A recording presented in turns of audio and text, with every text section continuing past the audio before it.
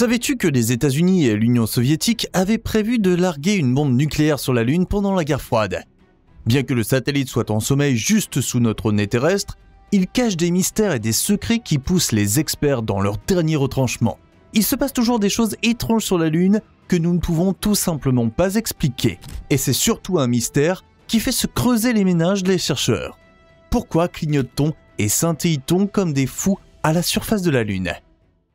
Ce que l'on appelle officiellement les phénomènes transitoires lunaires décrit en fait d'étranges changements localisés de luminosité et de couleur sur la surface lunaire, qui disparaissent aussi vite qu'ils sont apparus. Un coup d'œil aux observations enregistrées prouve qu'il ne s'agit en aucun cas de rares cas isolés. Le phénomène a été signalé plus de 1500 fois. Et pourtant, les experts restent largement dans le flou dans leur recherche d'explications.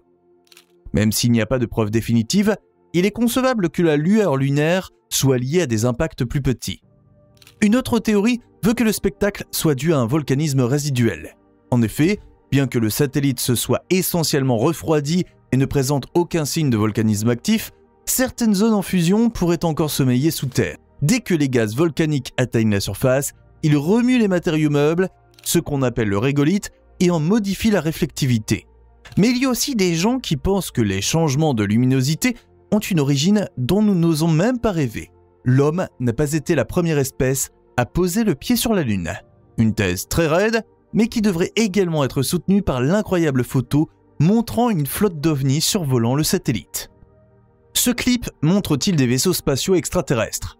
En mai 2019, un cinéaste amateur de Moscou a décidé de pointer sa caméra vers le compagnon constant de la Terre. Mais alors que la pleine lune brillait dans toute sa gloire au-dessus de la capitale russe, quelque chose s'est glissé dans la scène qui a laissé l'homme complètement incrédule. Comme on peut le comprendre, il a exprimé son étonnement à voix haute. Et alors qu'il se répétait « Mais qu'est-ce que c'est ?» il a vu une série de points noirs planant au-dessus de la surface de la Lune. Alors qu'il y avait 3 formes mystérieuses au départ, il n'a pas fallu longtemps pour que la Lune soit inondée d'innombrables autres objets. Pour l'homme derrière la caméra, il n'y avait qu'une seule explication. Il s'est exclamé « Bon sang, c'est une armée d'extraterrestres !» Le fait que de nombreux points se soient rapprochés les uns des autres avant de s'éloigner à nouveau semble particulièrement étrange. Un comportement de vol absolument atypique pour les satellites. Un expert est arrivé à la conclusion que les objets volants avaient chacun un diamètre de 3 à 5 km. En d'autres termes, si le clip nous montre effectivement des ovnis, alors il serait presque 40 fois plus grand que l'ISS. Mais qui ou quoi serait capable de construire autant de superstructures et de les mettre en orbite lunaire? Eh bien, fidèle à la devise « Seul un ballon météo est tombé du ciel à Roswell », d'autres chercheurs affirment qu'il existe une explication très simple à cette vidéo. L'homme ne filmait pas une flotte extraterrestre de vaisseaux spatiaux, juste une grande volée d'oiseaux. Nous l'avons négligé pendant 40 ans. À 5h40, le 14 décembre 1972, il était temps de se dire au revoir. Car c'est bien à ce moment-là qu'Eugene Cernan est devenu le dernier humain à quitter la surface de la Lune à ce jour. Alors que le corps céleste attend en vain des visiteurs terrestres depuis lors, l'objectif de l'exploration spatiale moderne semble avoir changé. Nous recherchons des traces de vie sur des exoplanètes lointaines et utilisons le télescope James Webb pour scruter plus profondément que jamais les plus vieux secrets du cosmos. Et pourtant, bien que les missions Apollo aient contribué à nous aider à percer un ou 2 mystères lunaires, nous sommes encore loin d'avoir entièrement déchiffré notre compagne de tous les instants. En fait, certaines questions n'ont été soulevées que par les informations recueillies dans le cadre du programme Apollo. Près de 40 ans après le dernier alunissage habité, de l'eau a été découverte dans les échantillons de roches ramenés par la mission Apollo 15. Cette découverte de 2009 apporte un éclairage totalement nouveau sur l'exploration de la Lune, car elle indique que cet élément était déjà présent lors de la formation du satellite. Et même si les chercheurs savent désormais que quelque chose comme un cycle de l'eau lunaire existe, ils ne peuvent pas dire comment il fonctionne. Par ailleurs, une étude de 2018 a confirmé qu'il existe également des dépôts de glace au pôle nord et sud du satellite. Pour détecter la substance sur la surface lunaire, les experts utilisent des outils tels que des instruments infrarouges et des caméras thermiques, qui révèlent l'empreinte chimique de la glace. L'idée dépassée d'une lune sèche comme la poussière appartient donc au passé. Et c'est en fait le passé qui nous réserve l'un des plus grands mystères. Car Nous n'avons aucune idée de la façon dont la Lune s'est formée. Alors que les roches lunaires ramenées par les astronautes d'Apollo ont été considérées comme sèches pendant des décennies, elles ont été collectées à l'origine pour résoudre un mystère central. Comment la Lune s'est-elle formée ? Mais au lieu d'apporter une réponse claire à cette question, les analyses des roches n'ont fait que révéler les faiblesses des théories de formation qui jouissaient à l'époque de la plus grande approbation. La théorie de la fratrie, par exemple, affirme que la Lune et la Terre se sont formées presque simultanément et à proximité l'une de l'autre.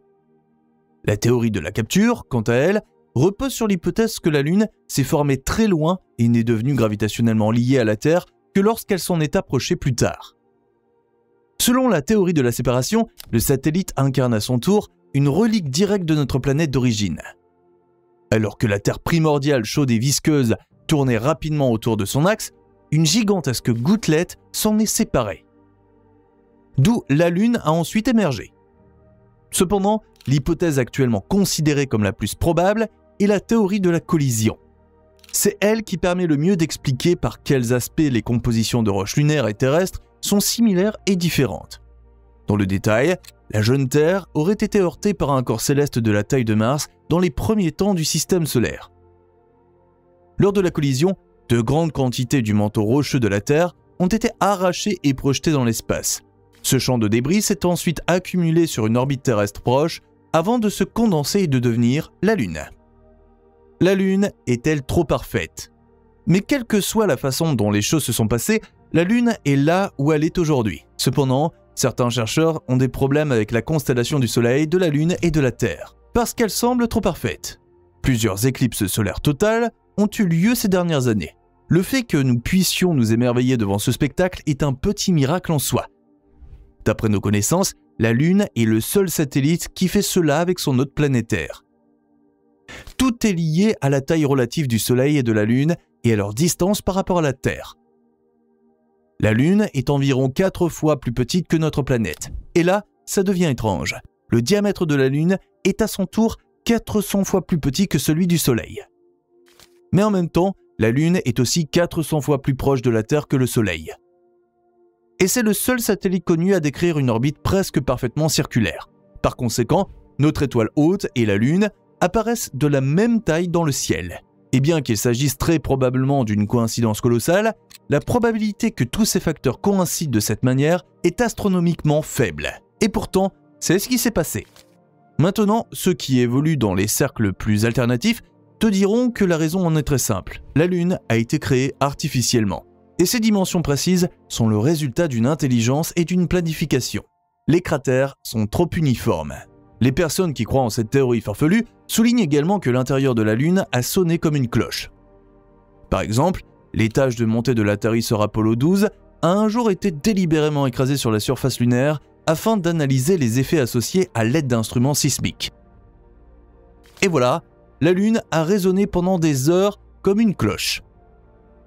Officiellement, ce phénomène s'explique par la nature matérielle de l'intérieur de la Lune. Contrairement à la Terre, il n'y a rien qui puisse ralentir les ondes sismiques. Officieusement, cependant, le son de cloche lunaire est dû au fait que l'astre est creux.